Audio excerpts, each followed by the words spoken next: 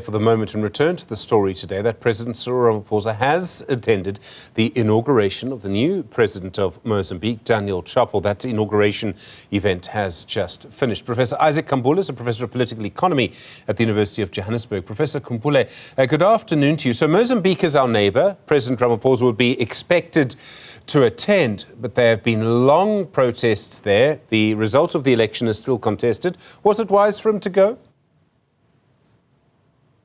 I think that's definitely one of the most important points of discussions that are happening today, particularly in South Africa and as well as Mozambique. And in this particular case, it seems as if it was not a wise decision. I mean, if we can take a look at the number of presidents from other countries that were present in the inauguration, we can tell that it was only President Ramaphosa and as well as President Umaro Embalo from the Guinea-Bissau. And that tells you pretty much about the vote of confidence in the incoming president of Mozambique, because mainly of the contestations that have been happening for some time and the mere fact that they have not been resolved. And for us as South Africa, again, to go there and be a part of the particular inauguration, I think the most important thing that could have been done by the president was to probably send the Minister of International Relations, just like other countries have done. Particularly in this case, we can also look at Portugal, which is a former colonial mother country for Mozambique, which decided to send a minister in place of a president, despite the close relations that these two countries have. So again, I think this is definitely a crucial time, and we've seen again many videos that have been circulating online of Mozambican residents and citizens basically indicating and also pleading with President Ramaphosa not to go to the inauguration, because we'll be basically putting a vote of stamp in terms of the current president. I suppose the accusation against President Ramaphosa would be that he is legitimizing an election that was not carried out properly. And this takes us straight to the decision by the Mozambican Constitutional Council. They signed off on the election, but they also changed its outcome. They lowered the number of votes won by Frelimo. They increased the number of votes won by the opposition. According to them, Frelimo still won quite convincingly. But if you change the outcome, if you change the numbers and don't explain why, doesn't that affect the legitimacy of the entire election? It definitely does affect the entire legitimacy of the election, because, I mean, the most important point here is the Constitutional Court was able to play around with the numbers. But what we're getting then is, an important question is, what methodology was used? What mechanism was used to lower those particular numbers?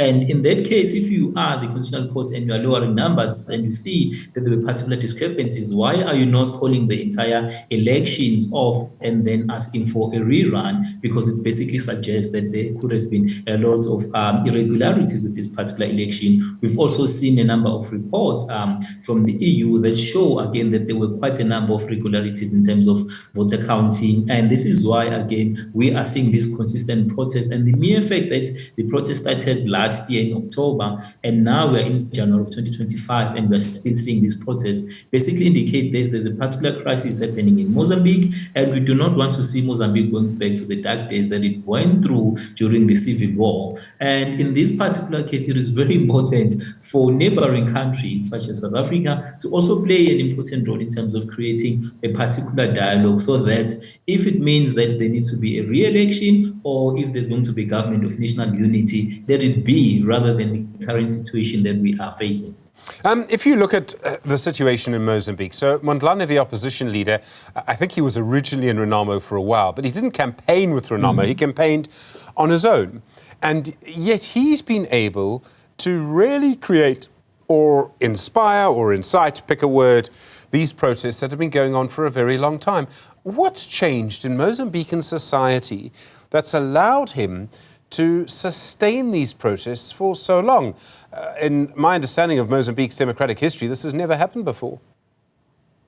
No, definitely, it has never happened. And I mean, before we even talk about the election that we had last year, we can also go back to the elections that was had, again, in terms of local government elections. And we could see that the protests that we are seeing today also happened because majority of the citizens believe that Venancio Mondlane had won the Maputo city. But then, according to the results that were released, it was not him who had won. And again, there was that particular contestation that continued. And when we saw him again moving from party to party, because we remember he tried through Renamo basically become the face for their election, but then they could not allow him because he had not been within the party for more than 15 years. So there was an issue. Until then, he went to work with Podeshmo.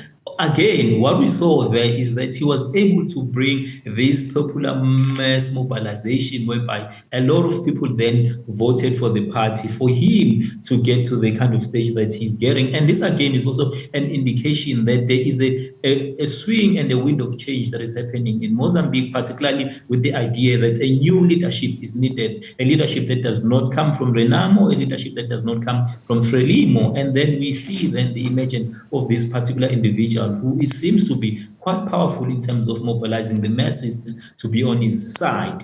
But at play, what we are currently seeing, again, based on the discussions, based on some of the opinions that are happening at the lower levels, is that right now we're also seeing Frelimo and Renamo being able to come up with some deals. Again, they will again shut out these particular individuals who seems to be changing the entire electoral landscape in Mozambique, because it seems that he is a threat to both parties, and as well as, again, then seeing that these parties are trying to coexist and create some sort of rules and mechanisms that are going to shut out the emergence of these new leaders in Mozambique that are not necessarily affiliated to one of these parties. So what we are getting now is definitely a mass democratization of the society in Mozambique along individual and as well as along particular lines that are not necessarily related to the traditional ideologies that are shared by Renamo or Frelimo.